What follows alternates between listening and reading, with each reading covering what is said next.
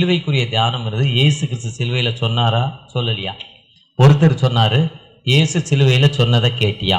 எங்கள் அண்ணியோட அண்ணன் ஒருத்தர் 87-90 வயசு, இப்போ படிக்கலை. ஆனால் அவரோடு வேதத்தை பேசி யாரும் ஜெயிக்க முடியாது. அவர் கேட்குற கேள்விக்கு யாருமே பதில் சொல்ல முடியாது. யார் என்ன கேள்வி கேட்டாலும் பதில் சொல்லிடுவார், அதை அவங்கள ஆஃப் பண்ணிடுவார். ஒரு டெத்து வீட்டில் உட்காந்து ஒரு கூட்டமாக பேசிக்கிட்டு இருக்குமா அவர் வேதாண்டாவாதம் பேசுவார். நம்ம எதை சொன்னாலும் ஆப்போசிட் பண்ணுவார். அப்படி ஒரு குரூப் மதுரையில் இருந்த குரூப் அவர்கிட்ட பேசுகிறப்போ ஆப்போசிட் பண்ணிக்கிட்டே இருக்காங்க. அவங்க கேட்டாங்க, கடைசியில் நீ பரலோகத்துக்கு போவியா? இப்படி வேதத்தை குறித்து நீ ஒரு கிறிஸ்தவனாக இருந்து உனக்கு 82 வயசாச்சு, நீ பரலோகத்துக்கு போவியா? அப்படி வேதாண்டாவாதம் பேசுகிறேன்னு அவங்க கேட்டாங்க. அவர் அப்படியே ஆஃப் ஆகிட்டார். அந்த யோவான் 8ஆம் அதிகாரத்தில் இயேசு கிறிஸ்துட்ட கேட்குறப்போ, இந்த பெண் பாவம் செய்து விட்டால் இவளை என்ன செய்யணும்? வேதபாரர்கள் சொல்கிறாங்க இவள் மேல் கல்லறியணும், கல்லறிஞ்சு இவளை கொல்லணும்னு சொல்லப்பட்டிருக்கு. அதனால் நீ என்ன சொல்கிற? இன்னும் இயேசு கிறிஸ்துவ கேட்கணும். அப்போ நியாயப்பிரமாணத்தை நிறைவேற்ற வந்தேன், அழிப்பதற்கல்ல. மத்திய 5:17 சொல்கிறார், நியாயப்பிரமாணத்தை நிறைவேற்ற வந்தேன். நியாயப்பிரமாணம் மோசையிட்ட கொடுக்கும்போது யாத்ராம் 20ஆம் அதிகாரம் உபாகம் 5:6 கொலை செய்யாதிருப்பாயாக, விபச்சாரம் செய்கிறன்னு எவனும் கொலை செய்யப்படுவனும் லேவியராகத்தில் சொல்லப்பட்டிருக்கு.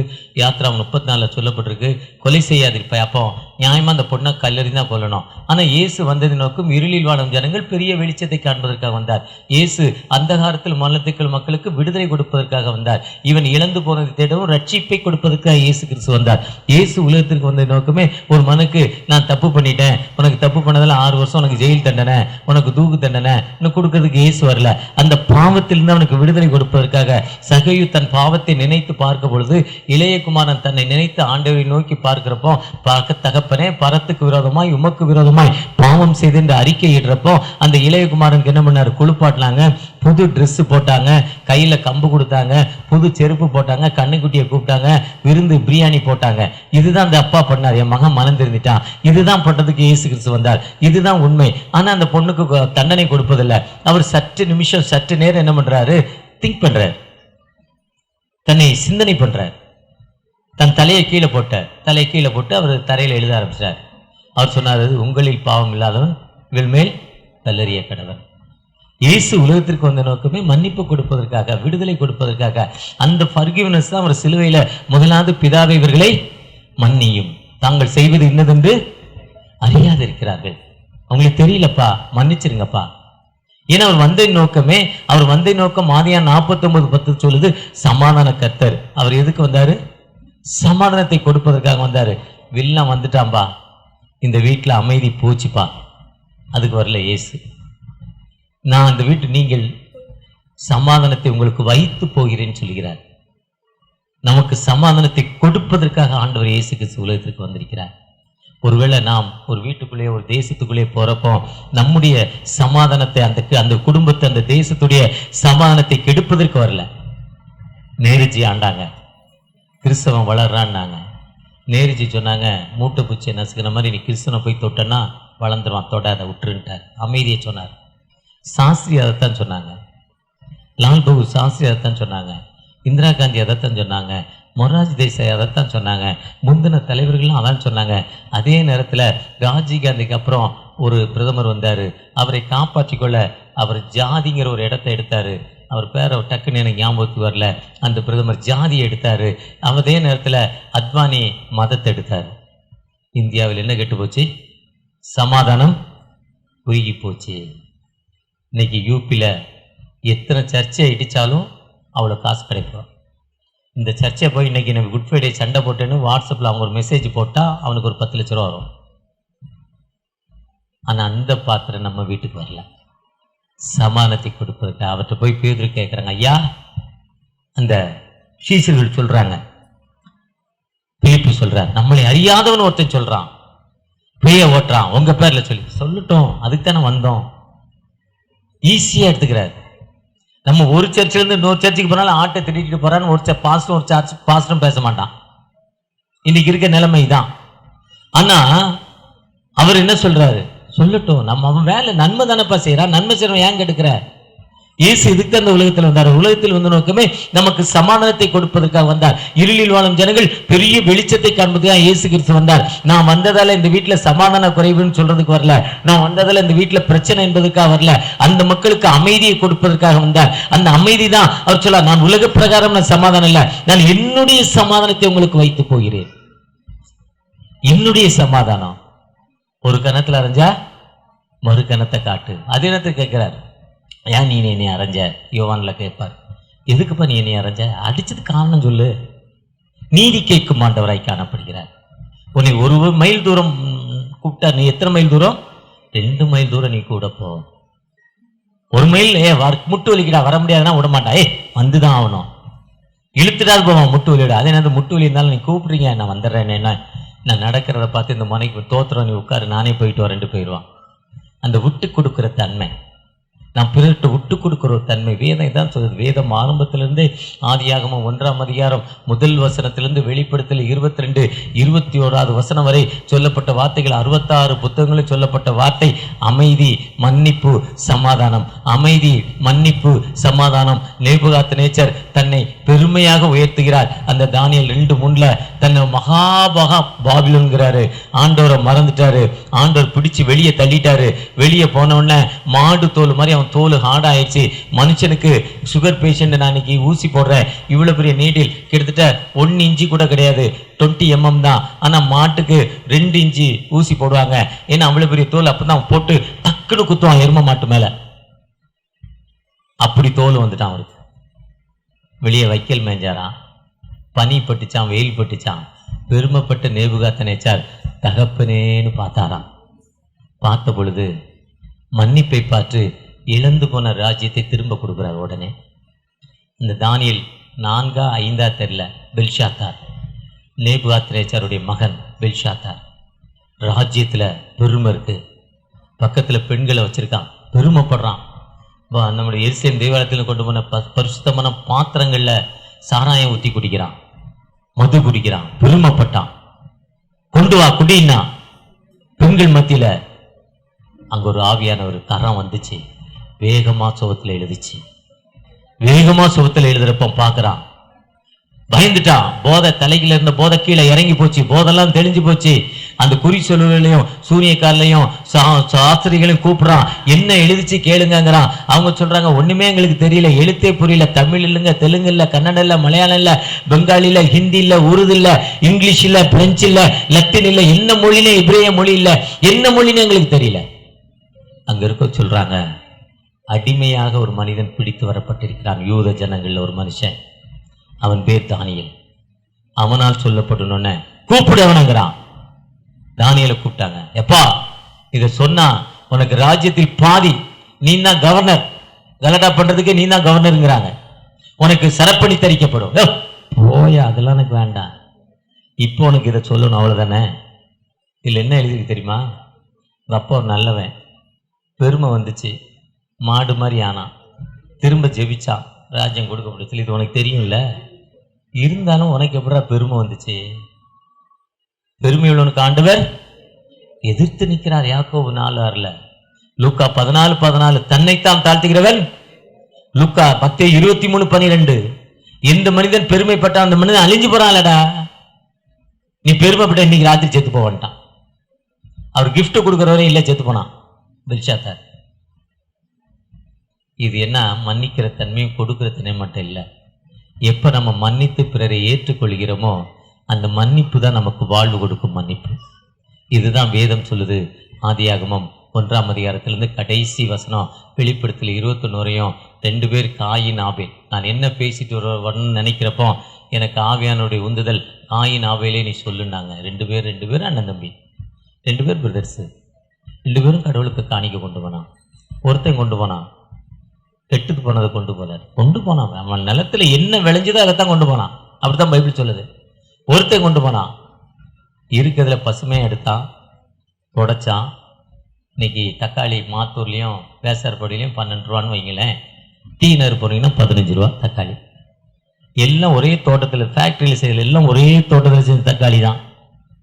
பெருசு, கலரு, தொடச்சி சுத்தமாக அடுக்கி வச்சிருப்பான். பெருசு, கலரு தொடச்சி சுத்தமா அடிக்க வச்சிருப்பான், அவ்வளவுதான். அதுக்கு விலை எவ்வளவு அதிகம்? தண்டைப்பேட்டையில இடம் 6500 சதுரடி, புரசோகத்தில் கேட்ட 20000 ரூபாங்கிறான், திருமங்கலத்தை கேட்ட 30000 சதுரடிங்கிறான். செலக்ட் பண்ணி ஆண்டவர் கொண்டு போனாங்க. அதுதான் கொடுக்கிற தன்மை. ஆண்டவர் பார்த்தாரு, சங்கீதம் 50:12 சொல்லுது, பூமியும் அந்த நிறைவும் என்னுடையது, நான் தான் அந்த கனியை வர வைக்கிறேன், நான் தான் உருவாக்குறேன், நீ எனக்கு தரணும் அவசியம் இல்லை. ஆனா நீ எப்படி கொடுக்கிற அதை வச்சுதான் நான் உன்னை பிக்ஸ் பண்றேன். நீ கொடுக்கிறது எப்படி கொடுக்கிற? உனக்கு வர்றப்போ முதல் காணிக்க கடை திறக்கிறோம், கடை திறந்தா முதல் வியாபாரம் 5 ரூபா, இது ஆண்டவருக்கு எடுத்து வச்சுட்டோம். இன்னைக்கு 1000 ரூபா வித்துது, 100 ரூபா கிடைச்சது, 10 ரூபா கடவுளுக்கு, 10 ரூபா எடுத்து வச்சுட்டோம். இது இல்லாம தசம பாகம், இதான் தசம பாகம். இது இல்லாம இப்ப 90 ரூபா மீதியில ஒரு 10 ரூபா ஒரு ஏழைக்கு கொடுப்போம், இன்னொரு 10 ரூபா ஒரு மிஷன் ஊழியத்துக்கு கொடுப்போம், காஸ்பல் சொல்லுவோம். 30 ரூபா 35 ரூபா கொடுத்துட்டீங்க, 30 ரூபா 35 ரூபா இங்க ஆண்டவருக்குன்னு கொடுக்கிறப்போ ஆண்டவர் உங்களை உயர்த்தும் ஆண்டவர். பில்கேட்ஸ் உலகத்தில் ஒரு பெரிய பணக்காரர். அவரு ரொம்ப ஏழையா இருக்கிறப்போ ரயில்வே ஸ்டேஷன்ல ட்ரெயினுக்காக காத்திருந்தாராம். ஸ்லீப்பர் கிளாஸுக்கு ஓப்பன் டிக்கெட்டை நேரம் போல ஸ்லீப்பர் கிளாஸை படுத்து விரிக்க பேப்பரும் கொண்டு போவோம். அந்த காலத்தில் நாங்கள் ஒரு காலத்தில் குடுகுடுன்னு ஓடி போய் அன்று சொல்ல ஏறி போவோம், பேப்பர் வச்சுருப்போம் கீழே விரிச்சிட்டு படுத்துக்கிறதுக்கு. பெட்ஷீட்னா அழுக்காயிரும், கண்டவன் கால் வைக்கிற இடம், பேப்பர் போட்டுட்டு வந்துடலாம். இதெல்லாம் எங்களுடைய பழக்கம். அதே மாதிரி ஒரு பேப்பர் தேடுறாரு, பேப்பர் கடை ஒரு பக்கத்தில் ஒரே ஒரு கடை, அந்த சின்ன ஸ்டேஷன் ஒரே ஒரு சின்ன கடை, அந்த கடையில் ஒருத்தர் பேப்பர் விற்கிறாரு. பேப்பர் விற்கணும் பார்க்குறாரு, அவர் பார்த்து விற்காத பேப்பர் ஒன்று எடுத்து கொடுக்குறாரு. காலையில் வந்து ரிட்டன் கிடையாது, தந்தி பேப்பர் ரிட்டன் கிடையாது, அதில் ஒரு பேப்பர் மீதி ஆகிப்போச்சு, எடுத்து கொடுக்குறாரு. அதை வாசிட்டு அவர் கொண்டே கொடுக்குறாரு. இல்லைங்க நீங்களே வச்சுக்கோங்க, நீங்கள் ஸ்லிப்பை படுத்துக்கோங்கன்னு சொல்கிறாரு. வச்சுக்கிட்டார். பில்கேட்ஸ் பெரிய ஆளாயிட்டார், இது உலகத்தில் உள்ள நம்பர் 1 பணக்காரன் ஆகிட்டார். ஒரு நாள் அந்த பகுதிக்கு வர்றாரு. வந்தோடனே அவர் அந்த ஸ்டேஷன் ஞாபகம் வருது, தென்காசி ஜங்ஷன் ஞாபகம் வருது. நான் ஒரு காலத்தில் கல்யாணம் பண்ணி முதல்ல நானும் என் மனைவியும் சென்னைக்கு வர்றப்போ 4:30 மணி ட்ரெயின், எங்கள் மாமா ட்ரெயின் விட்டுரும் 2:15 கொண்டாந்து ஸ்டேஷனில் உட்கார வச்சுட்டார். தென்காசி ஸ்டேஷனுக்கு எப்போல்லாம் வரணும் இதெல்லாம் ஞாபகம் வரும் எனக்கு. என்னையா இவ்வளோ சீக்கிரம் கொண்டாந்து வச்சுட்டேன்னா ட்ரெயினை விட்டுட்டேன்னா என்ன பண்ணுறது மாப்பிள்ள, அதனால் 2:30 மணி நேரத்துக்கு முன்னால் கொண்டாந்து விட்டுட்டார். இப்போ ட்ரெயின் கிளம்பி ஓடுறப்போ குடுகுடுன்னு ஓடி போய் ஏடுறோம். இப்போ இருக்க காலங்கள் அப்படி இருக்குது.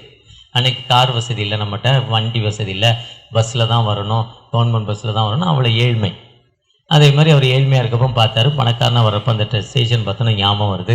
அந்த தென்காசி போகிறோன்னா எனக்கு அந்த ஞாபகம் வர மாதிரி அவருக்கு அந்த ஞாபகம் வந்துடுச்சு. அந்த ஞாபகம் வந்தோன்னா அவர் அங்கே இறங்கி நின்று அங்கே போய் அந்த கடைக்காரரை தேடுறார். ஒரு நாள் ஓசி பேப்பர் கொடுத்தாரே படிப்பதற்கு, அந்த மனிதன் எப்படி இருக்கிறார், பல வருடங்கள் கழித்து போய் விசாரிக்கிறார். இல்லை அந்த மனிதனுக்கு வயசாகிடுச்சு, தன் கடையை டெண்டர் இருக்குல்ல விட்டுட்டாரு, போயிட்டார். அவர் வீடு எங்கேங்கிறாரு, அந்த வீடு இருக்கிற இடத்துல சொல்கிறாங்க. அந்த வீட்டுக்கு போகிறாரு. வீட்டுக்கு போயிட்டு இவர் காரு பென்ஸ் காரில் போய் இறங்கணுன்னா அவருக்கு அடையாளம் தெரியல. யாருன்னு கேட்குறாரு, யாருப்பா இப்படி கார் வந்தீங்கன்னா அவர் சொல்கிறாரு, இதே மாதிரி ஒரு காலத்தில் ஒரு நேரத்தில் இதே மாதிரி ஒரு பேப்பர் கொடுத்தீங்க, நான் தான் அந்த மனிதன், நான் வந்து உங்கள்கிட்ட கேட்டேன் தந்தீங்க, ஞாபகம் இருக்கா உங்களுக்கு? எனக்கு ஞாபகம் இருக்குது. அந்த பேப்பருக்குரிய பணத்தை நான் கொடுத்து போகலாம் என்று வந்திருக்கேன்னு சொன்னாராம் பில்கேட்ஸ். அந்த மனிதர் சொன்னாராம், அந்த பணத்தை நீங்களே வச்சுக்கோங்கன்னாராம். முதல், நீ தருவன்னு நான் பேப்பர் தரல, 1. செகண்டு, நீ பணக்காரன் அவன் நினச்சி கொடுக்கல. 2வது, ஏதோ இறக்கப்பட்டும் கொடுத்த அந்த தர்மம் என்னோட இருக்கட்டும், நீ போயிட்டு வந்துட்டாரான். இன்றைக்கி அந்த காசை வாங்கினா என் தர்மம் செல்லாமாயிருன்ட்டாரான். ஒருவேளை ஆண்டவர் நமக்கு எத்தனையோ காரியங்களை செய்திருக்கிறார். அதுதான் சங்கீதம் 50:12 சொல்லுது, பூமி நிறைவும் என்னுடையது. நீ கொடுக்கறதால நீ எப்படி கொடுக்குற, அதான் 2 பேர் கொடுத்தா. ஆயின் காபேல், ஆயின் விளைஞ்சதை அதைத்தான் கொடுத்தார். ஏன்ட்ட காசு என்ன இருக்கோ அதைத்தான் கொடுத்தாரு. அதே நேரத்தில் ஒரு மனிதர் கிழிஞ்ச நோட்டு தானே, வில்சன் தினம் பேங்க்கு தானே போறாரு, வில்சனோ பால்வேந்தரோ யாரோ ஒருத்தர் பேங்க்கு போறாங்க, இவங்க தான் போய் பேங்க்ல மாத்தில காணிக்க போடுறதா, அவங்க மாத்திடுவாங்களா, கிழிஞ்ச நோட்டை போடுறோம். நம்மளையும் ஆண்டவர் கிழிச்சிட்டார். இருக்க நோட்டில் தட்டி கசங்காம அந்த காணிக்க ஆண்டவர் கொடுத்து பாருங்க. பேங்க் நிறைய பேர், நான் ரொம்ப நாள் எங்கள் சர்ச்சில் செக்ரட்டரி, ரொம்ப நாள் நேதாஜர் உங்களுக்கு தெரியும், ரொம்ப நாள் காணிக்க என்ன, இப்போ காணிக்க பக்கத்தில் போகிறதில்ல, கடவுள் நம்மளை அதை விடுறதில்ல, வேண்டாம் போங்கிறார். நிறைய கிழிஞ்ச நோட்டு இருக்கும். யார்ட்டையாவது கேட்டால், ஆமாங்க நீங்கள் தான் பேங்க்கு போகிறீங்களா, மாற்றுவீங்கன்னு தான் போடுறோங்கிறாங்க. இதுக்கு நிறைய கேட்டதால தான் சொல்கிறேன், லைஃப்பில் அனுபவிச்சது தான். அதே நேரத்தில் ஒரு மனிதர் புது நோட்டு மட்டும் தான் போடுவார் காணிக்க. அதுதான் நம்ம எப்படி கொடுக்குறோம். அவன் கொடுத்தான், நல்லதாக கொடுத்தான், இருக்கிறதுல தெளிவாக கொடுத்தான், நல்லதாக கொடுத்தான், தெளிவாக கொடுத்தான். அவனை அங்கே ஆண்டவர் பிளஸ் பண்ணுறார். உடனே இவனுக்கு கோவம் வந்துடுச்சு. யாருக்கு? காயினுக்கு கோவம் வந்து என்ன பண்ணுறாரு? அவனை கொலை பண்ணிட்டான். இது பிராக்டிக்கலாக நடக்கிற தன்மை. எங்கள் ஊரில் ஒருத்தர் இருந்தார், நடந்த சம்பவம். 2 பேரும் நண்பர்கள். 2 பேரும் ராத்திரி 12-1 மணி வரையும் குளத்தங்கரையில் பேசுவாங்க. ஒரு நாள் ஒரு நண்பர் கல்யாணம் ஆகிட்டு, கல்யாணம் ஆன உடனே நண்பனை தேடி வீட்டுக்கு போகிறான். நண்பர் கல்யாணம் பண்ணவர் வீட்டில் இல்லை. மனைவி வந்தோன்னே உங்கள் நண்பர் வந்துட்டு போனான்னு சொல்கிறாங்க. நான் இல்லாத நேரத்தில் இவன் வீட்டுக்கு வருவாடான்னு அவனை கொலை பண்ணிட்டான். அவனுக்கு கல் வாங்கி கொடுத்து, இதே மாதிரி நெல் சீசனில் கல் வாங்கி கொடுத்து அந்த கல் வச்சு குத்தி குத்தி அவனை கொண்டுட்டான். கல் போதை ஏற்றி அவனை குத்தி கொண்டுட்டான். குத்தி கொன்னி அந்த போயிட்டான். யாருக்கு ஒன்று சின்ன கிராமங்கள். இது 60 வருஷத்துக்கு முன்னால் நடந்த சம்பவம். ஏன்னா நான் பிறக்கு முன்னால் நடந்தது. 70 வருஷத்துக்கு முன்னால், 75 வருஷம். அவங்க சொந்தக்காரங்களாம் அங்கே தான் இருக்காங்க, எனக்கு நெருங்கிய நண்பர்கள். பின்னால் அவர் அங்கேருந்து குடிபெயர்ந்து மதுரைக்கு வர்றார். அவருக்கு பிள்ளைகள் பிறக்குது. ஆனால் அவர் மென்டல் அப்செட் ஆகிறார். கல்லால் குத்துனவர் மென்டல் அப்செட் ஆகிறார். குத்து வாங்கினவர் செத்து போனார். குத்து வாங்கினவர் மென்டல் அப்செட் ஆகிறார். மென்டல் அப்செட் ஆகி ஆகிறார். இங்கே அவங்களுடைய பிரதர் இருக்குது, வீடு இருக்குது, நம்ம ஸ்கூலுக்கு ஏற்ற மாதிரி பெரிய பங்களா அவங்க வீடு இருக்குது. அங்கே வீட்டுக்கு வர்றார். காலையில் 7:30 மணிக்கு GT எக்ஸ்பிரஸில் மாட்டிடுறார். விழுந்துடுறார். கிறுக்கு வந்து போய் விழுறார். அன்னைக்கு அதிக நவீன ஸ்பீடு ட்ரெயில் GT விட்ட புதுசு. நான் சொல்வது 50 வருடங்களுக்கு முன்னால் நடந்த சம்பவம். கண்ணு முன்னால் ட்ரெயினில் அடிபட்டு தூக்கி போட்டிருக்கு. கை தனியாக போயிருக்கு, காலு தனியாக போயிருக்கு, ரத்தம் போய்கிட்டு இருக்கு. துடிக்கிறார். தண்ணி தண்ணி தண்ணின்னு துடிக்கிறார். தண்ணி தண்ணின்னு அழுகிறார். 3.5 மணி நேரம் யாரும் பக்கத்தில் போல செத்து போகிறார். இதே தான் இந்த மனிதன், கல்லால் குத்துற மனிதன் செத்து போகிறான் தண்ணி தண்ணின்னு கேட்டு. அதே நிலைமை இவருக்கு வந்துருச்சு. இதைத்தான் காயின் செஞ்சார். அப்போ தான் அவனை பிளஸ் பண்ணோடனே, உன் ரத்தம் கீழேருந்து கூப்பிடுதுப்பா, உன் தம்பியோட ரத்தமும் அண்ணனுடைய ரத்தம் என்ன பண்ணுதுன்ட்ட பூமியிலேருந்து கூப்பிடுதே நீ. ஏன்னா இயேசுவின் ரத்தம் சகல பாவங்களை நீக்கி நம்ம ரட்சிக்குது. இயேசுவின் ரத்தம் நமக்கு விடுதலை கொடுப்பதற்காக ஜீசஸுடைய பிளட் வந்துச்சேன்னு சொல்கிறார். கூப்பிடுதுங்கிறப்பான்னு சொல்கிறாரு. என்னை பார்க்கவே கொல்லுவோம். வில்சன் பார்த்தா என்னை வெட்டி போட்டுருவான், அண்ணனை கொல்ல பொண்ணு. சவுந்தரபாண்டியன் பார்த்தா வெட்டி போட்டுருவார், பால்வேந்தர் பார்த்தா வெட்டி போட்டுருவார், எனக்கு வாழ்வு கொடுங்கன்னு கெஞ்சிறான். அவனுக்கு ஒரு அடையாளத்தை போடுகிறார். அடையாளத்தை போட்டு விடுதலை கொடுக்கிறார். இதுதான் மன்னிக்கும் கடவுள். இதுதான் வெளிப்படுத்தினவரே நமக்கு சொல்லப்பட்ட வார்த்தை, மன்னிக்கும் கடவுள். அந்த மன்னிக்கும் கடவுள், அந்த அடையாளமாக தான் இந்த உலகத்தின் சகல பாவங்களை நீக்கி ரட்சிப்பதற்காக இந்த உலகத்துக்கு வந்த ஆண்டவர் மறுமை வாழ்வுக்குள்ள தன் பிதா தந்த தெய்வத்தில் ஆவியை ஒப்பு கொடுத்துட்டு அந்த தகப்பட்ட போகும் முன்ன சொல்றார், பிதாவை இவர்களை மன்னியும். நாமும் வாழ்க்கையில பிறரை மன்னிக்கிற மக்களாய் காணப்படுகிறோமா? ஒருவர் பாரங்களை ஒருவர் சுமந்து, ஒருவர் குற்றங்களை ஒருவர் தீர்த்து, அதுதான் பரமண்டங்களின் ஜெபம். எங்கள் சகோதரர் குற்றங்களை மன்னிக்கிற போல எங்கள் குற்றங்களையும் மன்னிக்கிற மக்களாய் காணப்படுகிறோமா? அப்படி மன்னிக்கிறப்போ ஆண்டவர் விடுதலை கொடுக்கும் ஆண்டவர். இதுதான் இந்த பிராக்டிக்கல் லைஃப். இந்த பிராக்டிக்கல் லைஃப் என்பது இந்த தம்பி சொன்ன மாதிரி கிறிஸ்மஸ்க்கு வந்தோம், 7 பிரசங்கம் பண்ணாங்க, அதுதான் எங்களுக்கு பிடிக்கலன்னு சொல்லக்கூடாது. என்ன நோக்கத்துக்காக இயேசு சிலுவையில் பேசினாரா பேசலையா? ஒரு மனிதர் சொன்னார்னு சொன்ன, அதை முடிக்கல. அவர் சொன்னார், இயேசு சிலுவையில் பேசினா பக்கத்துல இருந்து பாத்தியான்னு கேட்டார் அந்த விதண்டாவாதி. அவர் பார்த்துட்டு அந்த விதண்டாவாதி கேட்கிறார். அவரை சொன்னார், இப்படிலாம் நீ பேசினா பரலோகத்துக்கு போக மாட்டாங்கிறாங்க. அவர் பரலோகத்துக்கு போக மாட்டவங்க தலையை கீழே போட்டார். தலையை கீழே போட்டு ரொம்ப கொண்டாங்கழிச்சு இயேசு கிறிஸ்து மாதிரி கொண்டாங்கழிச்சு எழுந்தார். ஆமா, இப்போ அவங்க எங்க இருக்காங்க? செத்து போன வீட்டில் இருக்காங்க. செத்து போன அம்மாவுக்கு 87 வயசு. அந்த அம்மா ஃப்ரிட்ஜ் பாக்ஸில் வச்சுருக்காங்க. நான் பக்கத்துலேயே இருக்கேன். அந்த அம்மாட்ட போய் பரலோகத்துக்கு போயிருக்கா நரகத்துக்கு போறியா கேட்டு வந்துடுறேன்னாரு.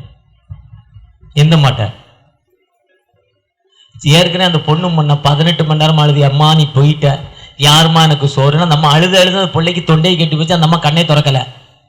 இப்போ விதண்டாவாதம் பேசுறவனை கூப்பிட்டு சொல்றாரு, இப்போ நம்மகிட்ட கேட்டு வாடாங்கிறார். இப்போ நம்ம பரலோகத்துக்கு போகிறோமா நரகத்துக்கு போகிறோமா?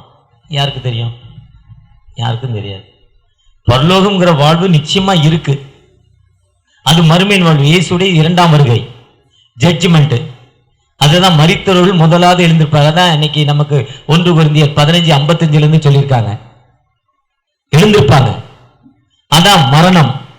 அந்த மரணம் அவருக்கு தெரியல. அப்ப சொன்னாரு, இந்த வீட்டுல ஒரு பொம்பளை இருந்தா கந்தல் சேலை கட்டுவா, இல்ல ஜாக்கெட் இல்ல, சட்டை மேல் சட்டை இல்ல, சொந்த இடம் இல்ல, ஓசி வீட்டுல இருந்தா, சாப்பிட சோறு இல்ல, அந்த சோளத்தை காய்ச்சி கஞ்சி காய்ச்சுவா, கேழ்வரகை காய்ச்சி 3 நாளைக்கு வச்சுக்குவா, புளிச்சிரும். அந்த புளிப்பு தெரியாம இருக்கிறதுக்கு தான் வெங்காயமும் பச்சை மிளகாவும், வெங்காயம் ஒரு கடியும் பச்சை மிளகா ஒரு கடியும் கிடைச்சோன்னா செவிப்பறைக்கு தண்ணி சுச்சின்னு ஏறும், அந்த தண்ணி கண்ணில் இருந்து வடியும். அப்போ இந்த புளிச்ச கஞ்சை குடிச்சா அந்த புளிப்பு தெரியாது. அப்படி நிலைமையிலையும் அவளுக்கு ஒரு உண்டை தான் இருக்கும். கடைசி உண்டை நாளைக்கு இல்லை, அதை எடுத்து கரைச்சி வச்சுக்கிட்டு இருப்பா. கும்பா அதை கரைக்கிறதுக்கு ஒரு கும்பா அதை வச்சுக்கிட்டு இருப்பா. அவளை விட ஒரு பரிதாபமான ஒரு பொம்பளை அங்கே போவா, அவளை கூப்பிட்டு பாதி கொடுத்து தான் சாப்பிடுவா. இதில் இவன் தான் பல்லத்துக்கு போவா. அதுதான் மற்ற 25 போய் படிடானார்.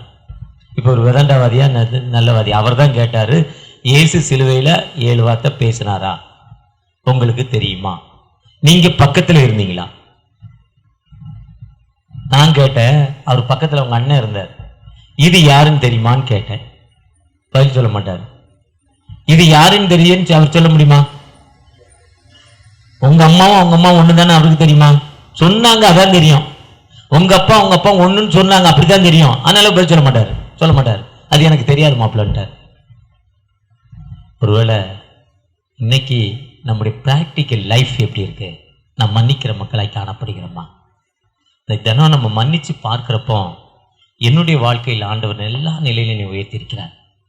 என் வியாதியிலிருந்து, கடன் பிரச்சனையிலிருந்து, மன அமைதியின்மையிலிருந்து, முடிவெடுக்க வேண்டிய நிலையிலிருந்து மன்னிக்கிறப்போ எனக்கு எல்லா நிலையும் உயர்த்தும் ஆண்டவர் என்னோடு கடந்து வந்திருக்கிறார்.